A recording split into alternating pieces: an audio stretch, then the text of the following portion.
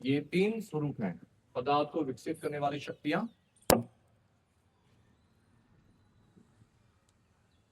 भौतिक सृष्टियों का ज्ञान तथा ऐसी भौतिकतावादी क्रियाओं का मार्गदर्शन करने वाली बुद्धि। हे नारद, तुम इसे समझने के लिए पूर्ण सक्षम हो। तात्पर्य: भौतिकतावादी अहंकार या पदार्थ के साथ पहचान का भाव निपट, आत्म केंद्रित एवं ईश्वर के अस्तित्व के स्पष्ट ज्ञान से रहित होता है। प्रभुपाद का तात्पर्य ध्यान से सुनिएगा। सबसे इंपॉर्टेंट चीज श्लोक का अनुवाद और तात्पर्य, वो बहुत इंपॉर्टेंट है। हमारी जो भी अंडरस्टैंडिंग होगी प्रभुपाद के तात्पर्य के आधार पर ही होगी, उसके बिना नहीं। ठीक है। और क्लास भी तात्पर्य को के अनुसार होना चाहिए हमेशा।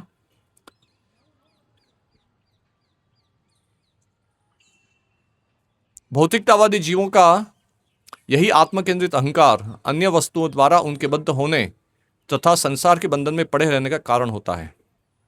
यह आत्मकेंद्रित अहंकार भगवद गीता के 7वें अध्याय में श्लोक क्रमांक 24 से 27 तक भली भांति समझाया गया है। आत्मकेंद्रित निर्विशेषवादी भगवान के व्यक्तित्व की स्पष्ट अवधारणा के बिना ही अपने ढंग से यह निष्कर्ष निकालता है कि भगवान किसी उद्देश्य विशेष के लिए अपने मूल निर्विशेष आध्यात्मिक अस्तित्व के भौतिक रूप ग्रहण करते हैं, और स्व केंद्रित निर्विशेषवादी की भगवान संबंधी यह भ्रामक धारणा उसी तरह बनी रहती है, भले ही वह ब्रह्मसूत्र तथा अन्य बौद्धिक ज्ञान के स्रोत समान वैदिक साहित्य में रुचि रखता प्रतीत होता हो। भगवान के साकार स्वरूप के प्रति यह अज्ञानता विभिन्न गुणों को मिश्रण को न जानने के कारण है। इस प्रकार निर्विशेषवादी भगवान के शाश्वत अस्तित्व, ज्ञान तथा आनंद से परिपूर्ण सनातन आध्यात्मिक रूप के विषय में धारणा नहीं बना पाते। इसका कारण यह है कि भगवान यह अधिकार अपने पास सुरक्षित रखते हैं कि वे ऐसे अभक्त के समक्ष प्रकट न हो जो भगवद गीता जैसे ग्रंथ का अध्ययन करने के बाद भी हठवश मूर्खता से निर्विशेषवादी बने रहते हैं। यह दुराग्रह भगवान की निजी शक्ति योग माया के प्रभाव के कारण होता है और हठी निर्विशेषवादी की दृष्टि को आच्छादित करने में सहायक बनने का कार्य करता है। ऐसे मोहग्रस्त व्यक्ति को मूढ़ अर्थात निपट अज्ञानी कहा जाता है, क्योंकि यह भगवान के दिव्य रूप को अजन्मा तथा अक्षर के रूप में समझने में असमर्थ रहता है। यदि भगवान अपने मूल निर्विशेष पहलू से भिन्न कोई स्वरूप या भौतिक आकार ग्रहण करते हैं तो इसका अर्थ यह होता है कि वे जन्म लेते हैं और निर्विशेष से साकार रूप में परिवर्तित होते हैं, लेकिन वे परिवर्तनशील नहीं हैं। ना ही वे बद्धजीव की भांति कभी नया जन्म लेते हैं। बद्धजीव अपनी भौतिक स्थिति की बद्ध अवस्था के कारण एक जन्म के बाद दूसरा जन्म ले सकता है, लेकिन स्वकेंद्रित निर्विशेषवादी अपनी नीरी अज्ञानतावश अहंकार के कारण भगवान को अपने जैसा मानकर चलते हैं। यद्यपि वेदांत के ज्ञान में वे तथाकथित रूप से बहुत आगे बढ़े कहलाते हैं। प्रत्येक व्यक्तिगत जीव के हृदय में निवास करने के कारण भगवान ऐसे बद्ध जीवों की भूत, वर्तमान तथा भविष्य की प्रवृत्तियों को भली भांति जानते हैं, लेकिन मोहग्रस्त बद्ध जीव शायद ही उन्हें उनके शाश्वत रूप में जान सके। अतएव निर्विशेषवादी भगवान के ब्रह्म तथा परमात्मा पहलुओं को जान लेने के बाद भी उनके नित्य साकार स्वरूप नारायण से, जो समस्त भौतिक सृष्टि से परे हैं, अनजान रहते हैं। ऐसे निपट अज्ञानता यानी कि मूर्खता का कारण भौतिकतावादी व्यक्ति के द्वारा कृत्रिम रूप से बढ़ाई जाने वाली भौतिक मांगों में लगे रहना है। पूर्ण पुरुषोत्तम भगवान की अनुभूति प्राप्त करने के लिए मनुष्य को भक्तिमय सेवा द्वारा भौतिकतावादी इंद्रियों को शुद्ध करना होता है। सतोगुण या वैदिक साहित्य में वर्णित ब्राह्मण संस्कृति ऐसी आध्यात्मिक अनुभूति कराने में सहायक होता है। इस तरह बद्धजीव की ज्ञान शक्ति अवस्था अन्य दो अवस्थाओं द्रव्य शक्ति तथा क्रिया शक्ति से अच्छी है। समस्त भौतिक संस्कृति पदार्थों के विपुल संग्रह द्वारा या दूसरे शब्दों में औद्योगिक कार्य के लिए कच्चे माल के संग्रह द्वारा व्यक्त होती है, और सारे औद्योगिक कार्यकलाप यानी कि क्रिया शक्ति आध्यात्मिक जीवन के प्रति निपट अज्ञान के कारण है। द्रव्य शक्ति तथा क्रिया शक्ति के सिद्धांतों पर आधारित भौतिकतावादी सभ्यता की इस महान विडंबना को ठीक करने के लिए भगवद गीता 9:27 में व्यक्त कर्मयोग के सिद्धांतों के अनुसार भक्तियों को ग्रहण करना होगा। यत करोषि यद स्नासी यत जुहोषि तदासी यत यत तपस्वी कौन्तेय तत्कुरुष्व मदर्पणम। हे कुंती पुत्र, तुम जो भी करो, जो भी खाओ, जो भी अर्पित करो और दान दो तथा जो भी तपस्याएं करो, वे सब मुझे भेंट के रूप में की जाएं। ओम ज्ञानतिमिरन्दस्य ज्ञानञ्जनशलाकया चक्षुरुन्मिलितं येन तस्मै श्री गुरुवे नमः। नमो विष्णुपादाय कृष्णपृष्ठाय भूतले श्रीमते भक्तिवेदांत स्वामिनित्य नामिने नमस्ते सारस्वती देवी गौरवाणी प्रचारिणे निर्विशेष शून्यवादी पश्चात देशतारिणे। जय श्री कृष्ण चैतन्य प्रभु नित्यानंद श्री अद्वैत गदाधर शिवासादि गौर भक्तवृंद। हरे कृष्णा कृष्णा कृष्णा हरे हरे, हरे राम राम राम हरे हरे। बहुत बहुत धन्यवाद अरविंदाक्ष प्रभु का कि भागवत पे कुछ व्याख्या देने का अवसर दिया। अरविंदाक्ष प्रभु मेरे लिए एक रोल मॉडल है। मैं उनके चरणों में स्थान ढूंढता हूँ, उनका संग ढूंढता हूँ। भागवत के प्रखर ज्ञाता है, विज्ञाता है। तो थैंक यू वेरी मच प्रभु जी। तो देखिए, ये जो अध्याय है इसका नाम है समस्त कारणों के कारण। यहाँ ब्रह्मा जी नारद को सृष्टि विषयक वर्णन कर रहे हैं। नारद ने बहुत सृष्टि विषयक प्रश्न पूछे, तो उसका यहाँ ब्रह्मा जी उत्तर दे रहे हैं। क्रिएशन की पूरी टेक्नोलॉजी बता रहे हैं नारद मुनि को कि क्रिएशन एग्जैक्टली कैसे हुआ। तो पहले नारद जी को ये संशय था कि कहीं मेरे पिताजी जो हैं और मेरे गुरु जो हैं वही फाइनल क्रिएटर तो नहीं है, इनके ऊपर तो कौन हो सकता है। लेकिन फिर उन्होंने ब्रह्मा जी को तपस्या करते हुए भी देखा कि ये तो किसी और के ऊपर ध्यान कर रहे हैं, इसलिए वो समझ गए। वो प्रश्न पूछे कि आपको भी बनाने वाला कोई है क्या? तो ब्रह्मा जी ने बोला हाँ, सही पहचाना तुमने। फिर ब्रह्मा जी उनके प्रश्नों का उत्तर दे रहे हैं। बहुत सारे प्रश्न पूछे, आपने बैकग्राउंड आपको पता हुआ इसका। अब यहाँ 3 शक्ति की बात हो रही है इस पर्टिकुलर श्लोक में। द्रव्य शक्ति, क्रिया शक्ति, ज्ञान शक्ति। तो पहले क्या हुआ कि प्रधान के ऊपर दृष्टिपात किया। जरा गौर से सुनिएगा। प्रधान क्या होता है? उसको अव्यक्त भी बोलते हैं। प्रधान को अव्यक्त भी बोलते हैं। आज के मॉडर्न लैंग्वेज में उसको, जब बिग बैंग थ्योरी में बोलते हैं कॉस्मिक सूप, जो इसमें कोई फोर्सेस डिवाइडेड नहीं थे, उसको कॉस्मिक सूप बोलते हैं वो लोग, जो भी है। तो उसको फिर भगवान ने दृष्टिपात किया, उसमें महत्तत्व आया, और फिर महत्तत्व में जब आया तो उसमें यानी कि जीव उसमें प्रवेश किए, है ना, तभी महत्तत्व बनता है। नहीं तो प्रधान इनर्ट मैटर रहता है, बस जड़ तत्व रहता है, जड़ पदार्थ, जिसमें कोई डिवीजन नहीं होता है। शक्तियों का डिवीजन नहीं होता है, कोई गुणों का डिवीजन नहीं होता है, कुछ नहीं होता है। केवल कॉस्मिक पूरा एक मिक्स होमोजीनियस मिक्सचर होता है भौतिक द्रव्यों का प्रधान में। उसके ऊपर दृष्टिपात करते हैं तो महत्तत्व बनता है। तो महत्तत्व में सबसे पहले अहंकार की बात हुई ना। यहां क्या बताया? स्वअहंकार इति प्रोक्तो विकुर्वन् समुभूत त्रिधा 3 सत्वरजस तमस। तो अहंकार से फिर क्या उत्पन्न होता है? सत्वरजस तमस। और वही सात्विक अहंकार, राजसिक अहंकार, तामसिक अहंकार, वो भी वर्णन मिलेगा आपको, ये आपने सुना होगा पहले। तो ये 3 स्वरूप हैं। कौन सी? पदार्थ को विकसित करने वाली शक्तियां, भौतिक सृष्टियों का ज्ञान, तथा ऐसे भौतिकता वाली क्रियाओं का मार्गदर्शन करने वाली बुद्धि, यानी कि द्रव्य शक्ति। पदार्थ को विकसित करने वाली शक्ति कौन सी है? द्रव्य शक्ति। फिर भौतिक सृष्टियों का ज्ञान, क्रिया शक्ति, और ये ज्ञान शक्ति, क्रियाओं का मार्गदर्शन करने वाली। सॉरी, इसमें ऑर्डर थोड़ा अलग प्रकार से दिया है। द्रव्य शक्ति, पदार्थ को विकसित करने वाली शक्ति, करेक्ट।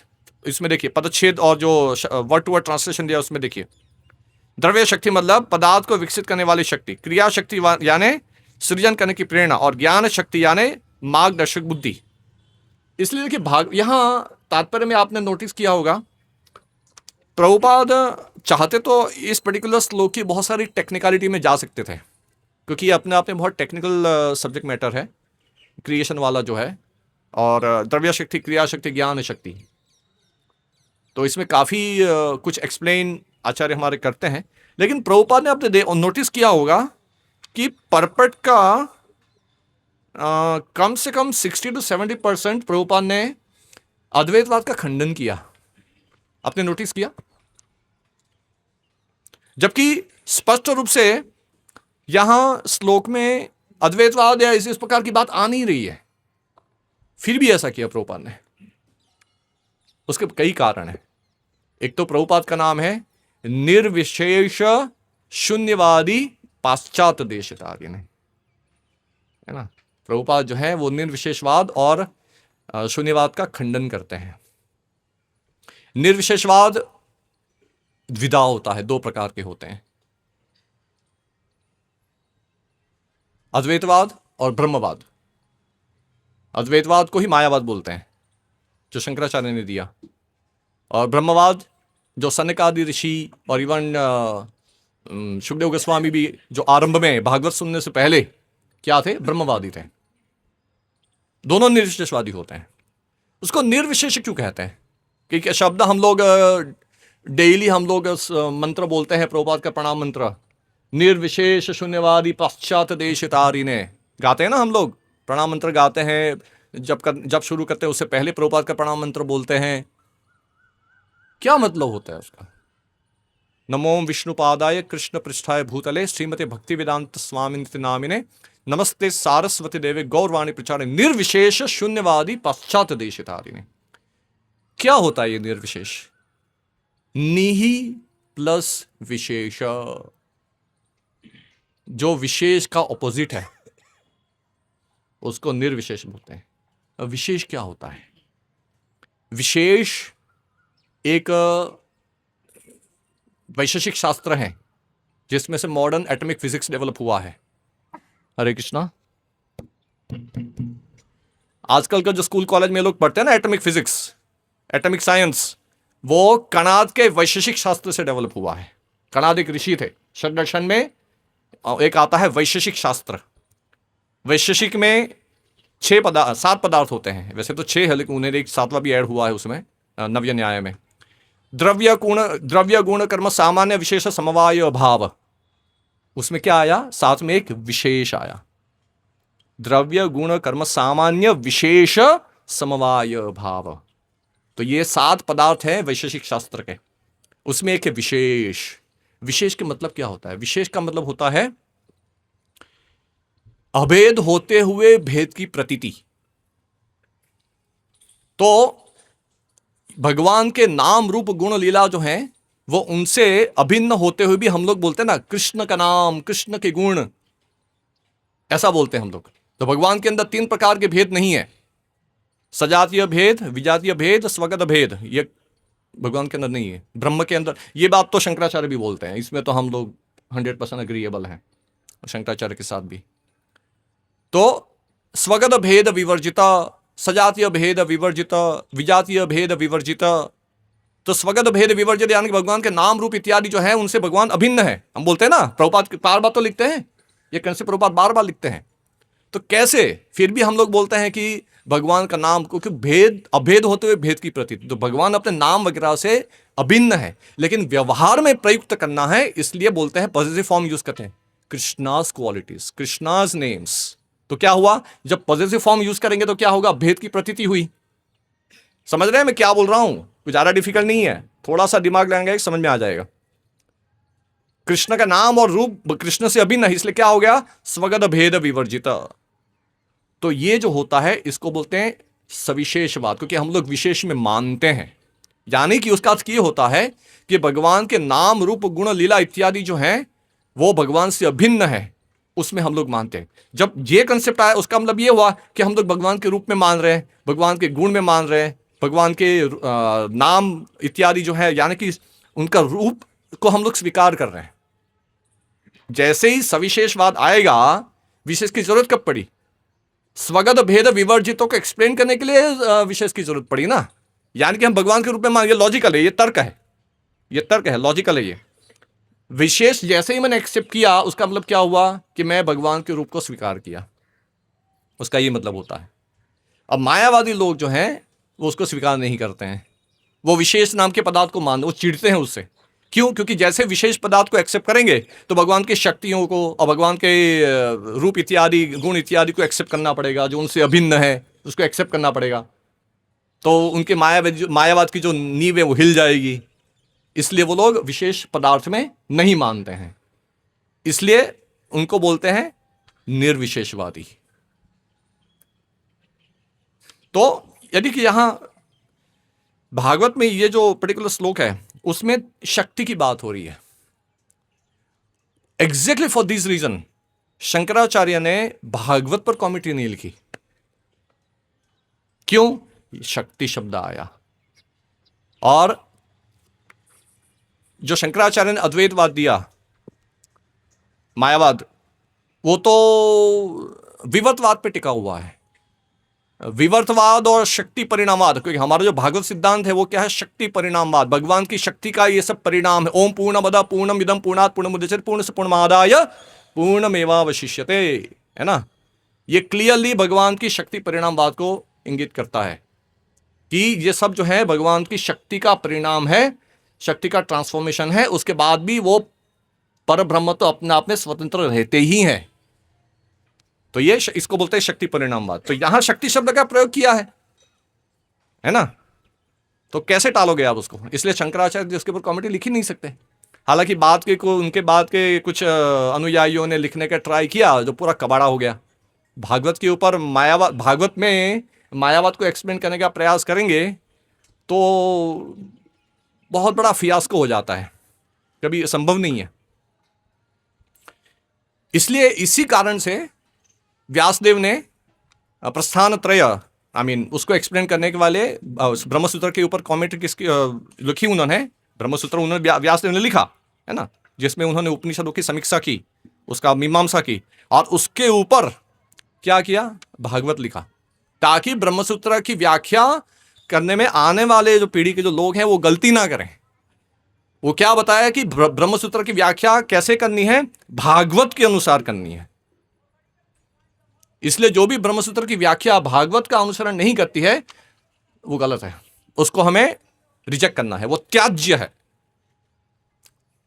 इसलिए शंकराचार्य की जो कॉमेंट्री है तीनों प्रस्थान के ऊपर, गीता, ब्रह्मसूत्र और उपनिषद, श्रुति प्रस्थान, स्मृति प्रस्थान, न्याय प्रस्थान, गीता, उपनिषद और ब्रह्मसूत्र के ऊपर जो शंकराचार्य की कॉमेंट्री है उसमें हम लोग सब कुछ स्वीकार नहीं करते हैं।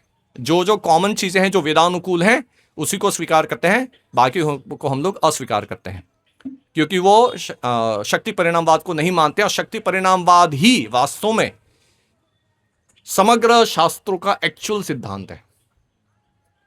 आप रामानुजाचार्य का विशिष्ट अद्वैतवाद देख लो, या मध्वाचार्य का द्वैतवाद देख लो, निम्बार्क का द्वैताद्वैत देख लो, या विष्णु स्वामी का शुद्धाद्वैत देख लो, सब मोरलेस, नाम अलग अलग दिए होंगे लेकिन वो सब टिके हुए हैं शक्ति परिणामवाद के ऊपर,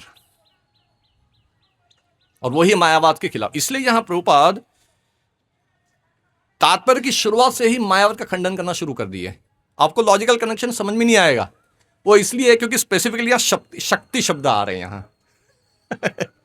शक्ति शब्द जो तीन है ना, तीन प्रकार की शक्ति का वर्णन किया है, इसलिए मायावादियों के गाल पे जोरदार तमाचा है ये, इस प्रकार के जो श्लोक है भागवत के, क्योंकि शक्ति परिणामवाद से मायावादियों को एलर्जी है, वो सहन नहीं कर पाते, इसलिए यहां शक्ति परिणामवाद की बात। अच्छा, यहां तो मायावाद का खंडन इतना जरूरी क्यों है? नहीं करेंगे तो नहीं चलेगा। मायावाद इतना फैला हुआ है, अब सूरत में आप लोग तो बहुत ही पावरफुल बुक डिस्ट्रीब्यूटर है, यहां मैंने सुना है, बहुत अच्छा बुक डिस्ट्रीब्यूशन करते हैं आप लोग। संडे जाते हैं राइट, और 3-4 घंटा करते हैं, तो आप डेफिनेटली आप कोई ना कोई तो ऐसे लोगों को मिले ही होंगे, मायावादियों को मिले होंगे आप लोग, कोई तो सामने आ ही जाएगा जो ठीक है, उसको एकदम क्लियर कंसेप्शन नहीं होगा कि आजकल तो टेक्निकल मायावाद जानने वाले भी नहीं रहे। अच्छी बात है, सौभाग्य से टेक्निकल मायावाद जानने वाले लोग भी अभी धीरे धीरे कम हो रहे हैं, तो हमारे लिए काम थोड़ा इजी हो जाएगा। लेकिन फिर भी बहुत सारे कंसेप्ट, मिसकंसेप्शन फैले हुए हैं। क्या है? हम ही भगवान है ना, नर ही नारायण बन जाएगा। हमारे वृंदावन में एक बहुत ही प्रखर बाबा हैं, नाम नहीं बोलूंगा पब्लिक में, उनको लोग बहुत फॉलो करते हैं, वैष्णव लोग भी जाते हैं उनके पास, और वो ओपनली बोले हैं, यूट्यूब पे वीडियो उनका सर्च करिएगा, नर ही नारायण है। नर ही नारायण बन जाएगा। देखिए ये वो वैष्णव के रूप में उनकी ख्याति है। Is famous as a Vaishnav, very famous baba in Vrindavan. लेकिन मायावाद देखो, ये मायावाद है। नर ही नारायण, नर के भी नारायण बन सकता है क्या?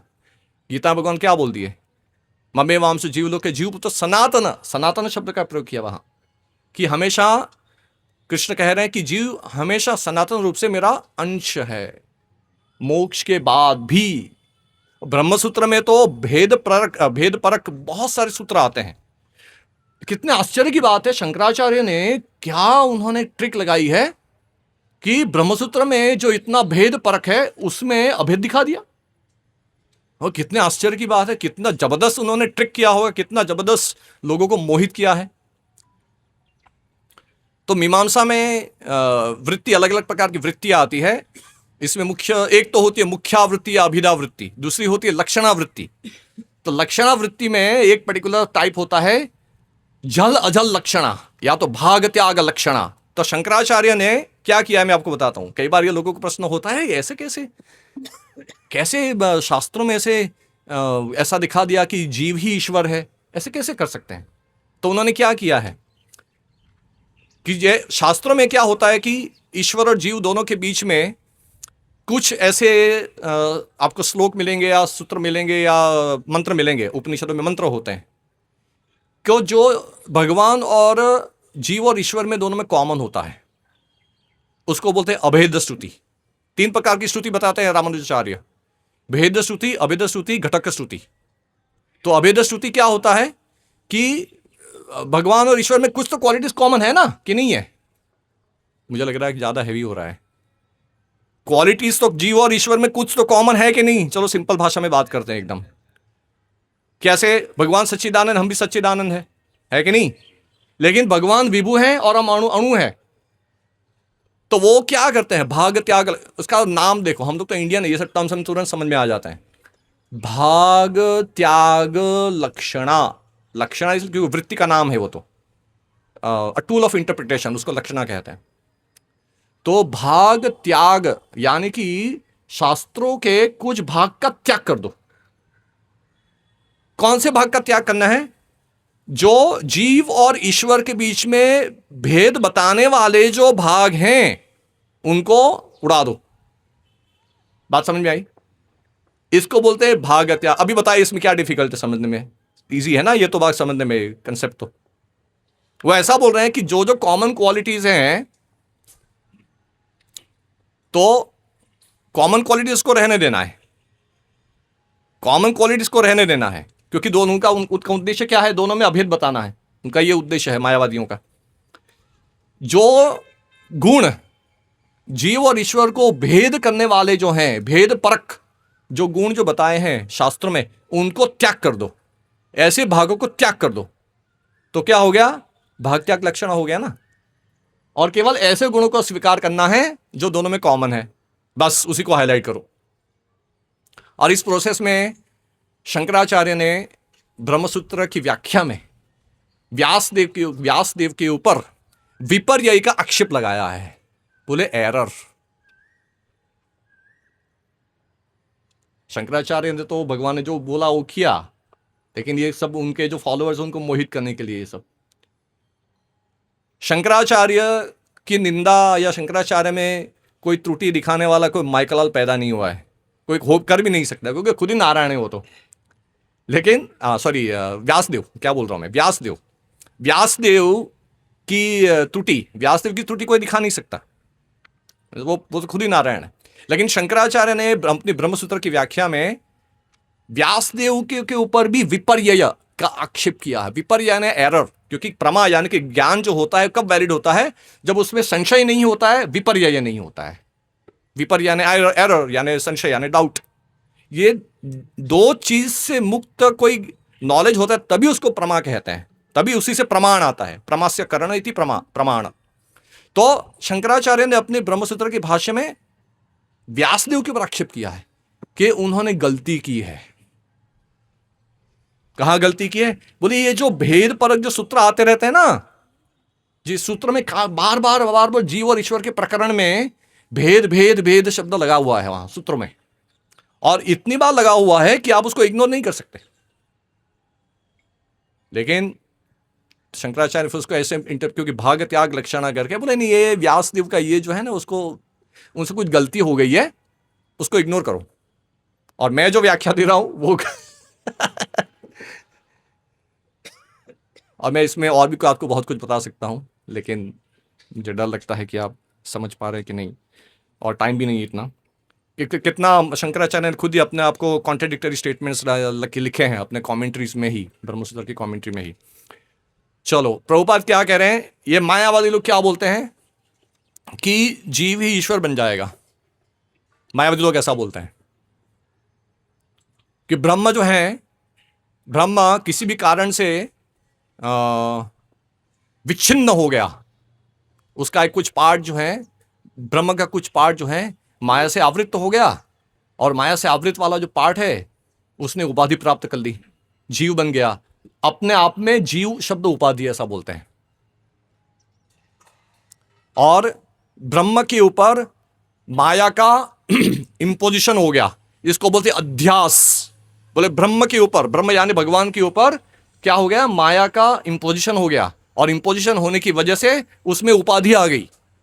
उपाधि यानी डेजिग्नेशन, क्या वो जीव बन गया, ब्रह्म का कुछ पार्ट खंडित हो गया और वो जीव बन गया। अरे ऐसे कैसे संभव है, ब्रह्म खंडित कैसे हो गया, उसका एक वो ब्रह्म है ऑलरेडी माया से परे है, तो फिर वो कैसे उसका कुछ पार्ट ब्रह्माया से वो कवर हो गया, आवृत्त हो गया, कैसे संभव है।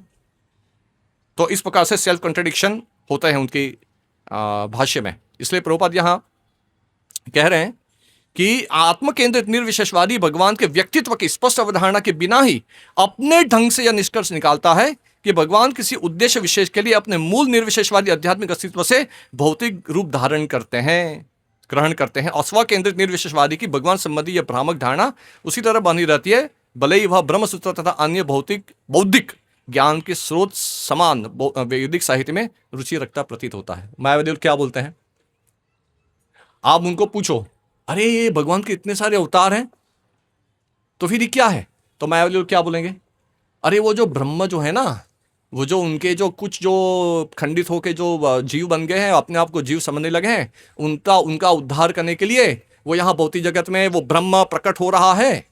और वो भी ये भौतिक जगत को लोग मिथ्या बोलते हैं, ब्रह्म सत्य जगत मिथ्या, इसको बोलते हैं मिथ्यात्ववाद। मिथ्यात्ववाद मध्वाचार्य का एक लिखा हुआ एक प्रकरण है, मिथ्यात्ववाद खंडनम। वो क्या बोलते हैं मायावादी लोग कि ये जो भौतिक जगत है पूरा क्या है ही नहीं, है ही नहीं, एक्चुअली ये पूरा 100% मिथ्या है। वो केवल ब्रह्म के ऊपर माया का अध्यास हुआ, सुपर इंपोजिशन हुआ, इसलिए वो पर्टिकुलर जीव जो है वो जगत की केवल कल्पना कर रहा है, इमेजिनेशन है उसकी। और फिर वो जो ब्रह्म का पार्ट जो माया से आवृत नहीं हुआ है, वो यहाँ प्रकृति के 3 गुण को वो स्वीकार करके यहाँ अवतरित होते हैं, और अपने जो छोटे छोटे जो अंश हैं उनको समझाने के लिए आते हैं कि हम और तुम दोनों एक ही हैं, तो तुम माया को त्याग कर दो तो तुम समझ जाओगे कि हम और दोनों एक ही हैं। तो ये उनका सिद्धांत, इसलिए उनको मायावादी कहते हैं, क्योंकि वो क्या बोलते हैं कि हम लोग, वो ऐसा बोलते हैं कि ब्रह्म खुद ही माया को स्वीकार करके यहाँ इस जगत में आते हैं, मिथ्या जगत में। प्रकृति के 3 गुण तो माया ही है ना, तो वो कह रहे हैं कि वो प्रभुपाद यहां बता रहे हैं तात्पर्य में प्रभुपाद ये बात बता रहे हैं कि ऐसे निर्विशेषवाद खास करके मायावादी क्या बोलते हैं कि वो माया में के अंतर्गत इस प्रकार के रूप धारण करते हैं, है ना। तो इसलिए, और उनका जो गीता वगैरह का जो अध्ययन जो है वो भी मूर्तावश है, और गीता जैसे स्पष्ट भक्ति ग्रंथ, गीता में तो भक्ति योग है ना स्पष्ट है। क्या बोलते हैं गीता में भगवान 6 अध्याय के अंतिम श्लोक में क्या बोलते हैं, योगी नाम अभी सर्वेशाम मद्गत अंतरात्मना श्रद्धावान भजते एवं समय युक्त तमो मता। सभी योगियों में सर्वश्रेष्ठ योगी कौन है, जो निरंतर मेरा भजन करता है, श्रद्धापूर्वक, श्रद्धावान होकर। तो स्पष्ट। फिर सर्वधर्मान परित्यज मामेकम शरणम व्रज, है ना, मन मना भन मद्भक्तो मध्याज माम नमस्कुरु। फिर चतुश्लोकी गीता में आता है, कितनी बार तो दिया है। तो गीता पढ़ने के बाद भी ये लोग निर्विशेषवादी बने रहते हैं। यदि भगवान अपने मूल निर्विशेष पहलू से भिन्न कोई स्वरूप या भौतिक आकार ग्रहण करते हैं तो इसका अर्थ यह होता है कि वे जन्म लेते हैं और निर्विशेष से साकार रूप में परिवर्तित होते हैं, लेकिन वे परिवर्तनशील नहीं है। प्रभुपाद यहां इंटरनल कॉन्ट्रडिक्शन बता रहे हैं। भगवान यदि उसमें कोई भगवान के बारे में, ब्रह्म के बारे में तो ऑलरेडी शास्त्रों में वर्णन है कि ब्रह्म जो है वो क्या है, परिवर्तनशील नहीं है, उसमें उनमें कोई विकार नहीं होता है, दोनों में भेद है।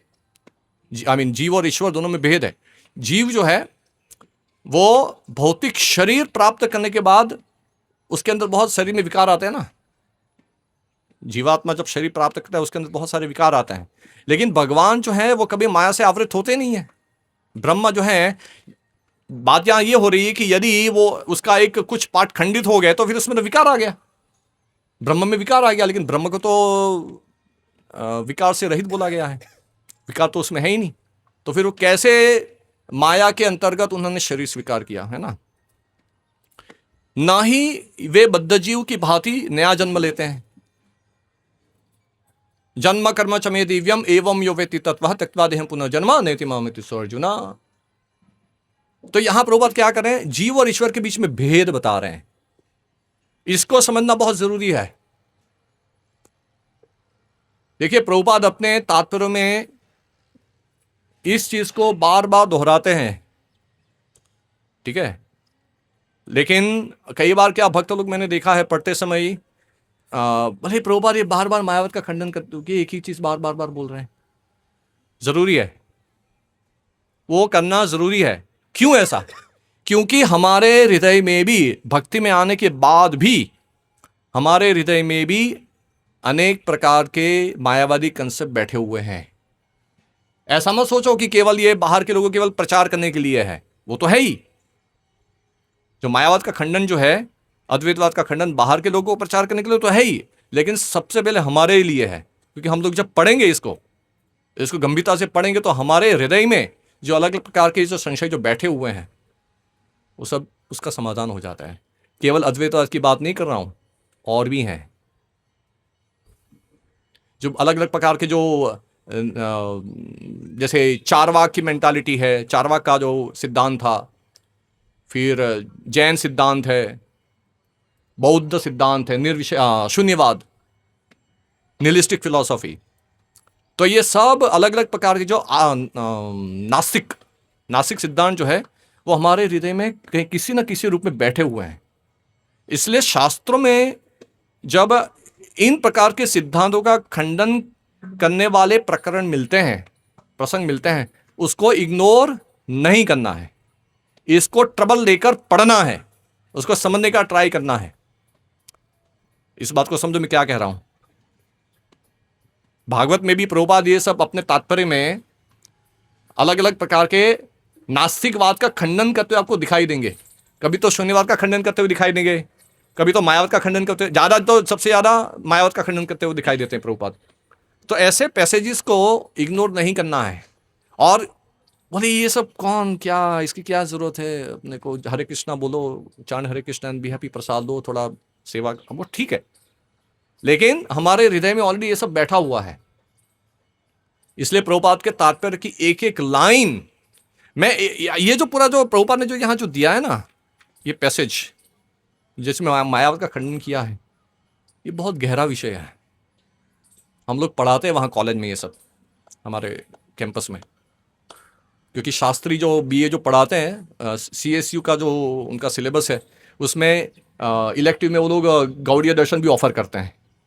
तो हमने हमारे कॉलेज में उसको इलेक्टिव के रूप में नहीं रखा है, उसको कंपलसरी किया है हमने।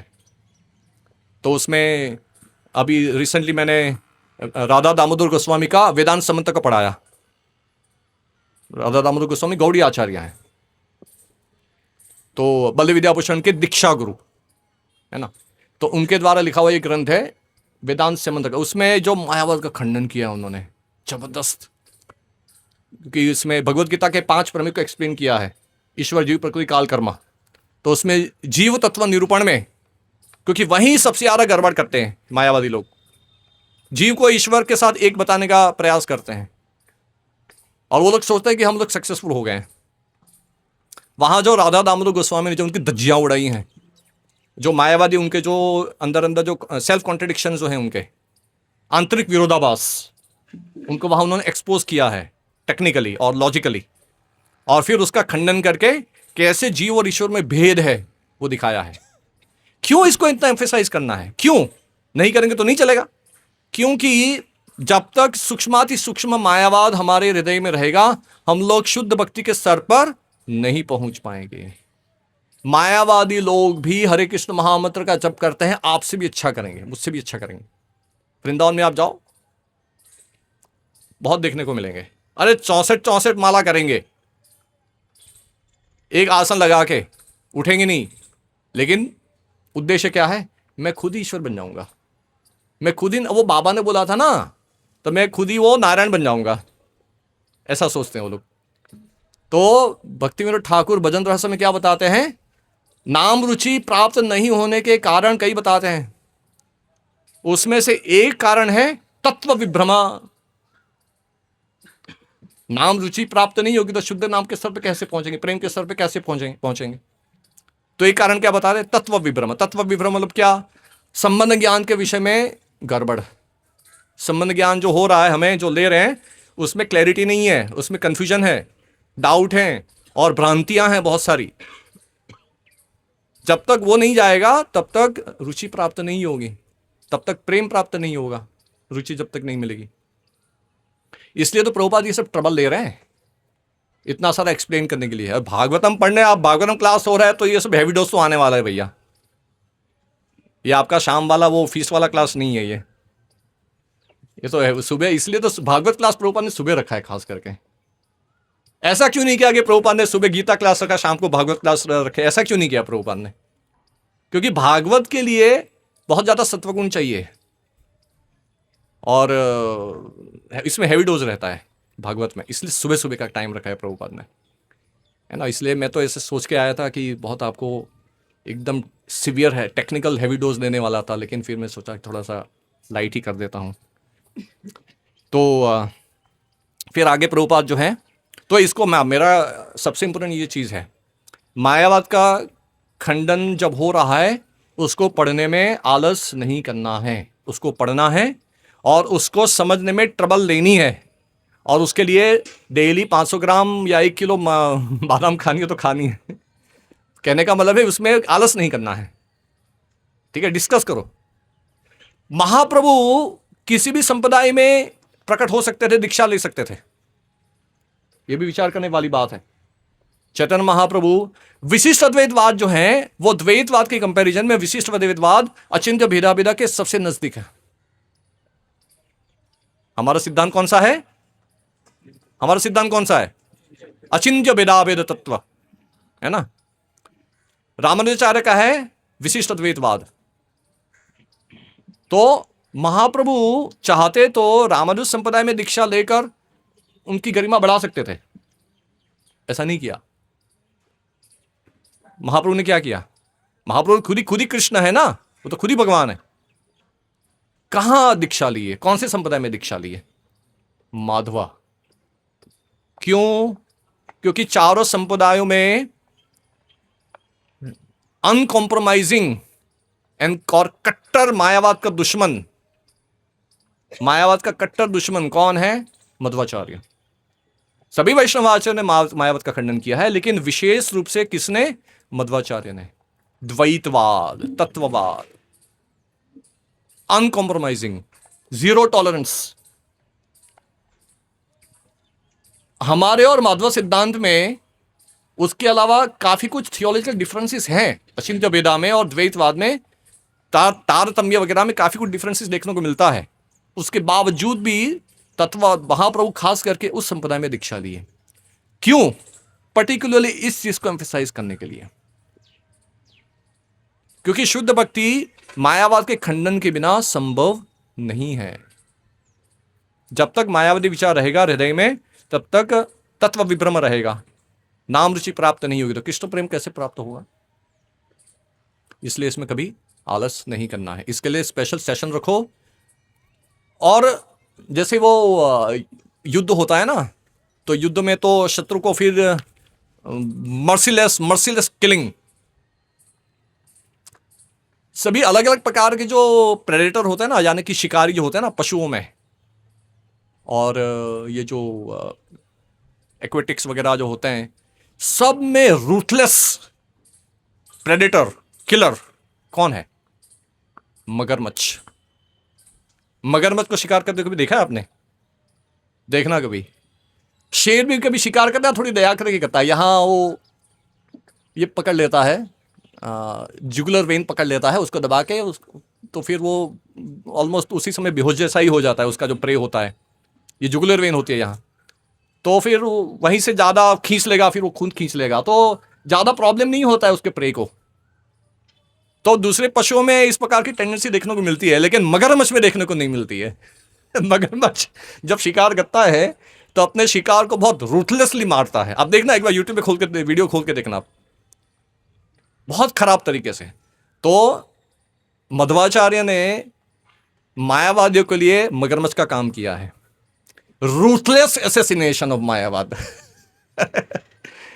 और उसमें बड़ा आनंद है, बड़ा आनंद है। तो हम लोग, हमारे संप्रदाय कौन सा है? ब्राह्म माधव गौड़ीय संप्रदाय। आप प्रभुपाद देखो, प्रभुपाद ने क्या किया है, बार बार बार बार बार बार बार बार मायावाद का खंडन कर रहे हैं। और भक्ति सिद्धांत सरस्वती ठाकुर सेम, वो तो प्रभुपाद के भी गुरु थे, सेम था। इसलिए इसकी, ठीक है सब लोग तो कैपेबल नहीं होते हैं सब टेक्निकलिटी में जान, लेकिन थोड़ा बहुत कि बेसिक प्रॉब्लम्स क्या है उनके सिद्धांत में, कहाँ गड़बड़ है, कहाँ गड़बड़ करते हैं ये लोग। तो जब आप प्रचार के लिए जब जाओ तो तुरंत सूक्ष्माति सूक्ष्म मायावाद आपकी समझ में आ जाना चाहिए, और तुरंत अटैक, पोलाइटली पोलाइटली, ठीक है, अपनी मर्यादा को ध्यान में रखते हुए, विदाउट रेजिंग द वॉइस। क्या है उसमें? अपने आर्ग्यूमेंट स्ट्रांग होने चाहिए। अरे भैया ऐसे कैसे संभव है ये? तो गीता में तो भगवान ऐसे बोल रहे हैं, ममेय वांश जीव लोके जीव पुत्र सनातन, तो वहां तो सनातन शब्द आया है। आप बोल रहे कि मोक्ष के बाद जीव ईश्वर बन जाएगा, ये तो अजीब सा लग रहा है। इस प्रकार से आप वार्तालाप शुरू करो, फिर पता चलेगा कि बहुत उसके सिद्धांत बहुत गड़बड़ है, और ये आना चाहिए। This was Prabhupada one of the favorite pastimes. Prabhupada would take great pleasure in destroying non-Vaishnava principles. आप वीडियो देखे होंगे प्रभुपाद के, देखो, नहीं देखा है तो देखो। ये प्रभुपाद के लीलाओं में से सबसे महत्वपूर्ण और सबसे ज्यादा प्रभुपाद इसको एंजॉय करते थे, लेकिन सही तरीके से करना है ना अपने, क्योंकि हम प्रभुपाद नहीं है। प्रभुपाद किसी ऊपर चिल्ला सकते हैं, वो ओपनली किसी को रास्कल बोल सकते हैं, हम लोग नहीं बोल सकते। इसलिए हमारे केस में क्या, हमारे सही सही टोन में हमारे आर्ग्यूमेंट स्ट्रांग होने चाहिए। आर्ग्यूमेंट स्ट्रांग होने के लिए हमें खुद को नॉलेज होना चाहिए, पहले खुद अध्ययन करना पड़ेगा आपको क्या होता है। इसलिए प्रभुपाद के तात्पर्य को आप और कुछ तो मत पढ़िए, प्रभुपाद के तात्पर्य को ध्यान से पढ़िए और डिस्कस करिए। यहाँ अरविंदाक्ष प्रभु हैं और अंदर अंदर आपको डिस्कस करिए कि कहाँ मायावाद सिद्धांत क्या होता है, उसको कैसे खंडन करना है, तो उससे आपको पता चल जाएगा। और प्रभुपाद फिर जो अंतिम जो पैराग्राफ है इसका, इसमें आज का जो मॉडर्न सिविलाइजेशन है वो मेनली किसके ऊपर फोकस्ड है? द्रव्य शक्ति और क्रिया शक्ति, दो के ऊपर ही फोकस्ड है। तो उसकी आलोचना कर रहे हैं। द्रव्य शक्ति, रॉ मटेरियल, क्योंकि आजकल पूरा this is a machine age. Kalyug जो है प्रभुपाद उसको आयन एज बोलते हैं, लोह युग। हालांकि डार्विन की थियोलॉजी में वो उसका अलग प्रकार, लेकिन प्रभुपाद उसको सरकास्टिकली इसको आयन एज बोलते हैं। कि यहाँ आयन एज क्यों बोला प्रभुपाद ने इसको? क्योंकि यहाँ पूरा मशीन से सब काम चल रहा है। पहले सूक्ष्म शक्तियों से काम चलता था, मंत्र से काम चलता था, अभी आजकल पूरा यंत्र से काम चल रहा है ना। पहले लोग मंत्र शक्ति से उड़ते थे, अभी आजकल लोग यंत्र शक्ति से उड़ रहे हैं। वेपनरी में भी ऐसा है, वेपन्स, आज ब्रह्मास्त्र, आज कौन सा है, न्यूक्लियर वेपन्स, तो उन्होंने फिशन और फ्यूजन करके बना दिया ना। अल्बर्ट आइंस्टाइन का E=mc² को फिर प्रैक्टिकली किसने किया इम्प्लीमेंट? रॉबर्ट ओपनहाइमर जो है क्वांटम मैकेनिक्स का जो मेन वो था, उसने पूरा उसको उसके ऊपर से पूरा बना दिया, क्या बोलते हैं, न्यूक्लियर वेपन्स बना दिया। लेकिन उसमें मशीन उपयोग होता है। पहले क्या करते थे पहले, और ये तो न्यूक्लियर वेपन्स जो आज के, तो वो तो उसको तो आप कंट्रोल भी नहीं कर सकते। गिरा तो गिरा, मर गए, सब टारगेट नहीं कर पाएंगे किसी को। लेकिन ब्रह्मास्त्र टारगेट होता था स्पेसिफिकली।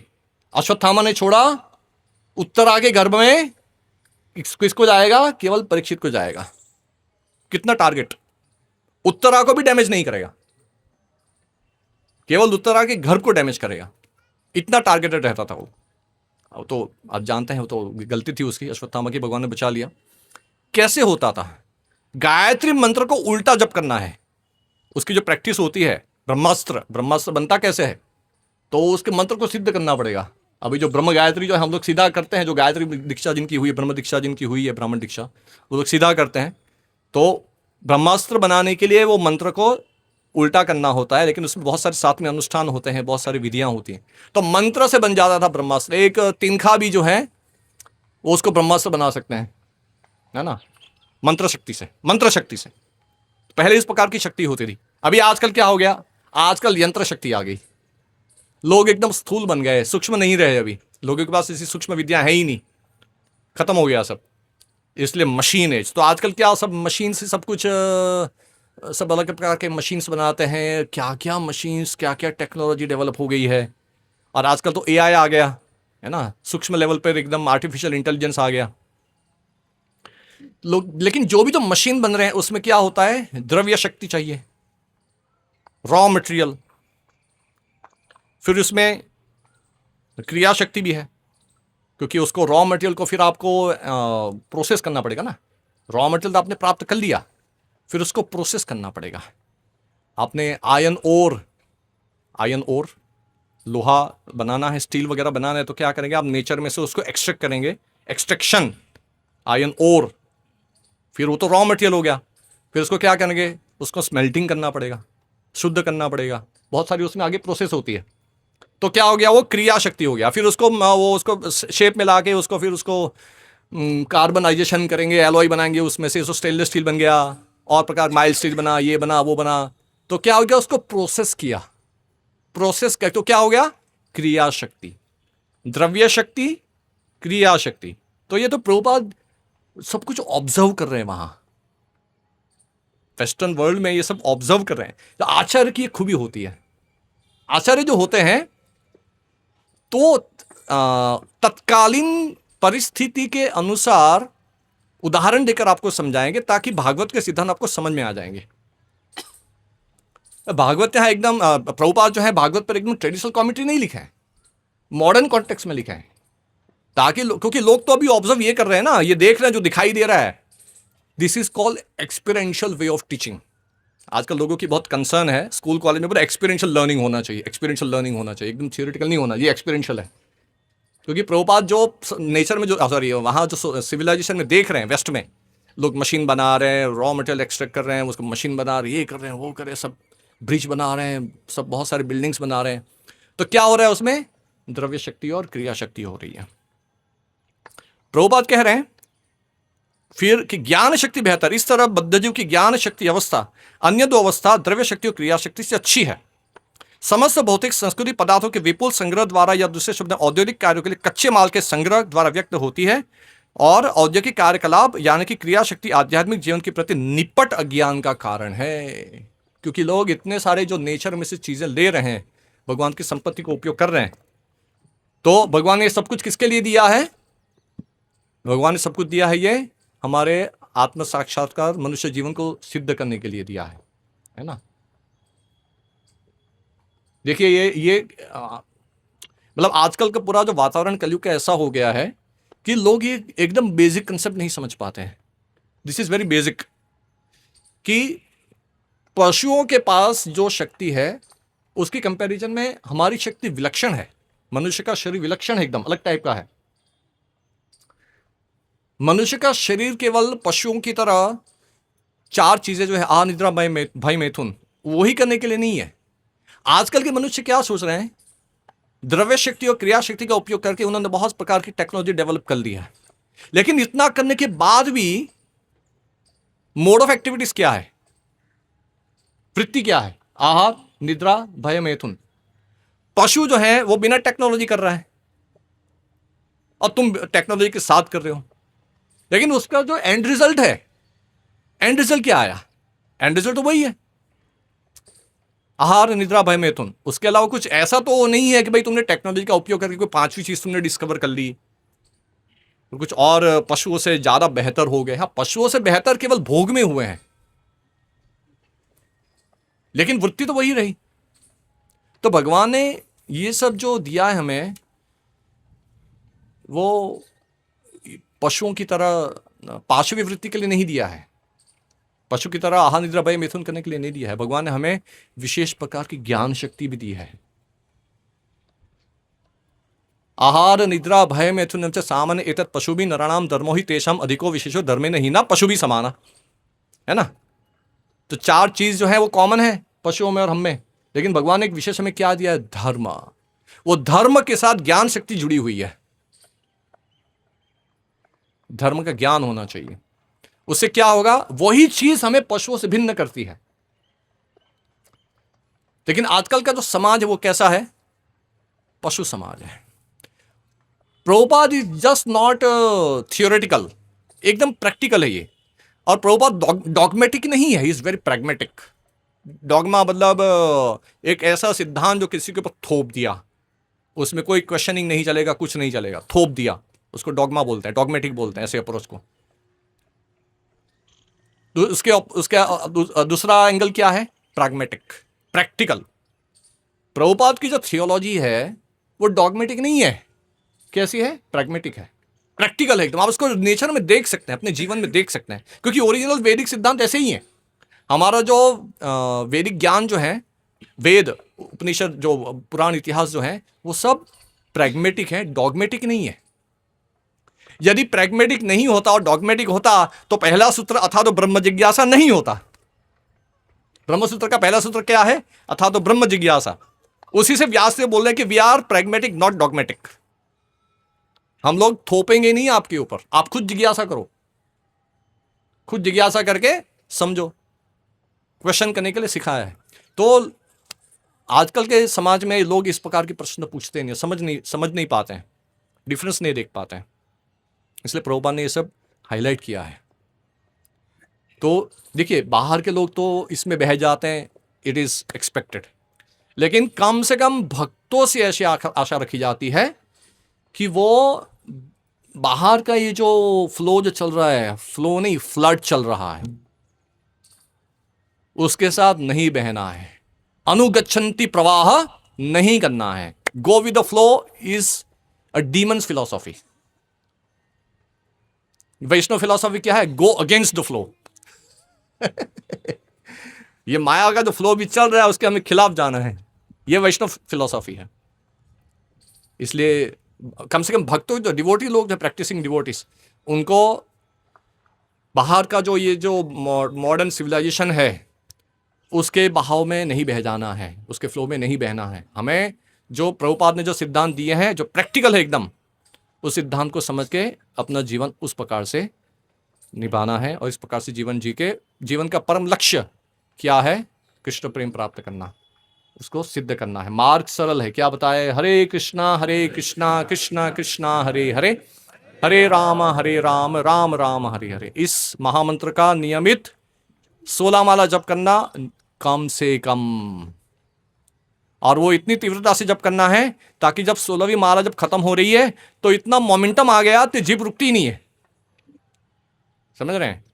इतना मोमेंटम होना चाहिए हमारी चैंटिंग में। मोमेंटम होता है ना, मोमेंटम क्या बोलते हैं उसको फिजिक्स में, हिंदी में पता नहीं क्या बोलते हैं। मोमेंटम जैसे वो कोई पदार्थ को आप यहां से फेंकोगे, धारा, फोर्स नहीं, force is equal to M A, वो अलग बात है।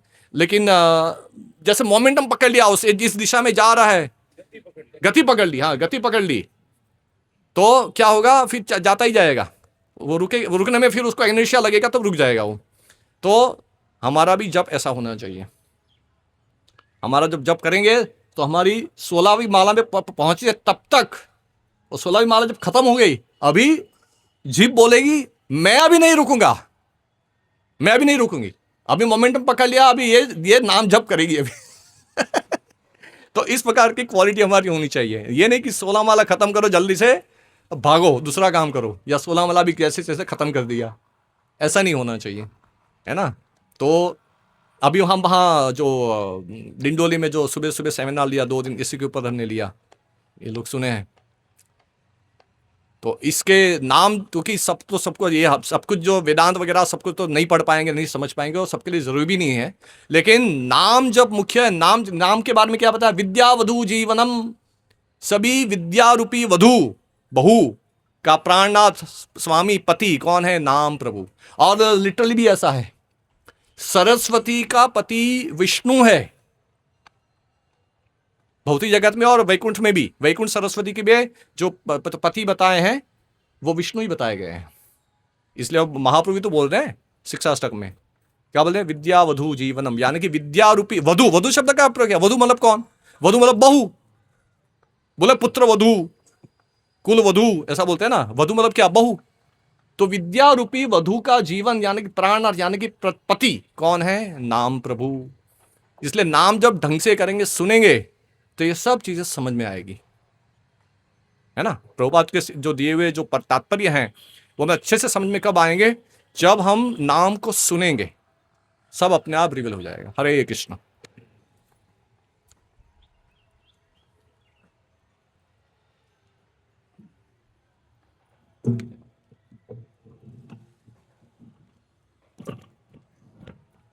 हरे कृष्णा कृष्णा कृष्णा हरे हरे, हरे राम राम राम हरे हरे।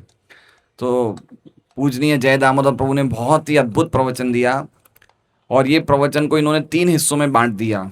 सब इन्होंने बताया कि 2 प्रकार से आज वर्तमान समाज में, वर्तमान समय में हम लोग 2 प्रकार से असुर हमें 2 प्रकार से हम पे अटैक कर रहे हैं, मार रहे हैं। वो कौन सा? एक तो पहले मायावाद, है ना। तो काफी नए भक्त आए हैं। मायावाद का अर्थ क्या होता है? ये समझना कि आत्मा और परमात्मा एक ही है, जीव और ईश्वर एक ही है। इसे कहते हैं मायावाद। हरे कृष्णा। तो ये ऐसा नहीं है। असली सिद्धांत क्या है कि हम हमेशा भगवान के अंश हैं, हम भगवान के दास हैं, हम एक नहीं हैं। जीव और ईश्वर कभी एक नहीं हो सकता है। मायावादी कहते हैं कि एक ही परमात्मा माया से प्रभावित होकर जीव बन गया। तो जीव एक उपाधि है, लेकिन जीव उपाधि नहीं, जीव सत्य है, हम हमेशा रहने वाले हैं। तो ये बात समझना जरूरी है। आजकल इसका प्रचार बहुत हो रहा है कि जीव और ईश्वर एक ही है, लेकिन जीव और ईश्वर एक नहीं है, कभी हो ही नहीं सकता है। हमेशा अगर हम मुक्त भी हो जाएंगे तो भी हम अलग ही रहेंगे भगवान से।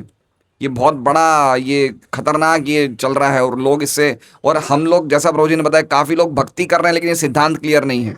इसलिए बार बार प्रभु जी ने बताया कि ये बातें ग्रंथों में क्यों लिखी जाती, जिससे हम बार बार, क्योंकि हमारे मन में एक भावना है कि हम ईश्वर हैं, उस भावना को अंदर से काटने के लिए बार बार ग्रंथों में, अगर चैतन्य चैतामृत की हम आदि लीला का पहला खंड पढ़ेंगे तो बड़े बड़े 5-5, 6-6, 7-7, 10-10 पेज की टीकाएं हैं, जिसमें ये बताया गया है कि ये जीव और ईश्वर एक नहीं है, अलग है। और प्रभुपाद जी ने हर एक तात्पर्य में जहाँ भी मौका मिलता है, प्रभुपाद इस बात को अटैक करते हैं, ये बताने के लिए कि जीव और ईश्वर अलग अलग है, एक नहीं है। तो मायावाद का अर्थ क्या है? जीव और ईश्वर एक है, या फिर भगवान का जो शरीर है वो प्रकृति के 3 गुणों से बनता है, क्योंकि असली में भगवान का कोई रूप नहीं है, लेकिन प्रकृति के 3 गुण रूप लेके प्रभु आते हैं। तो ये भी मायावाद का ही एक और सिद्धांत है। भगवान का रूप प्रकृति के 3 गुणों से निर्मित नहीं है। भगवान का रूप कोई हमारे जैसे हड्डी, मांस, खून का नहीं बना है ना। वो प्रकृति के 3 गुणों से परे है, सच्चिदानंद है, सनातन है। जैसे राधा माधव हैं, ये कोई हमारे जैसे कोई छलिए नहीं हैं, आप समझ रहे हैं। ये सनातन है, ये पूरे जगत को बनाने वाले हैं। इनका रूप जो है वो सच्चिदानंद है। तो ये 2 चीज़ समझना ज़रूरी है, तो ही हम भक्ति में प्रगति कर पाएंगे, तो ही हम हरि नाम में हमें रुचि आएगी। जैसा प्रभु जी ने बताया, अगर हम तत्व को, संबंध ज्ञान को ढंग से नहीं समझेंगे तो भगवान के नाम में रुचि नहीं आएगी। तो पहली बात तो आज प्रभु जी ने ये बहुत क्लियर करेगी, इसके बारे में हमें अच्छी तरह समझना है। दूसरा क्या है? अटैक क्या, असुर प्रवृत्ति क्या है? भौतिक प्रगति और ज़्यादा करो, और ज़्यादा मशीन, और ज़्यादा यह जो हम देख रहे हैं, इतने सारे द्रव्य की जो प्रगति हो रही है, इसमें हम बहुत ज़्यादा प्रभावित हो रहे हैं, है ना। इतना ज़्यादा प्रभावित हो रही है, हमारे पास भक्ति करने के लिए टाइम नहीं है, साधना करने के लिए टाइम नहीं है।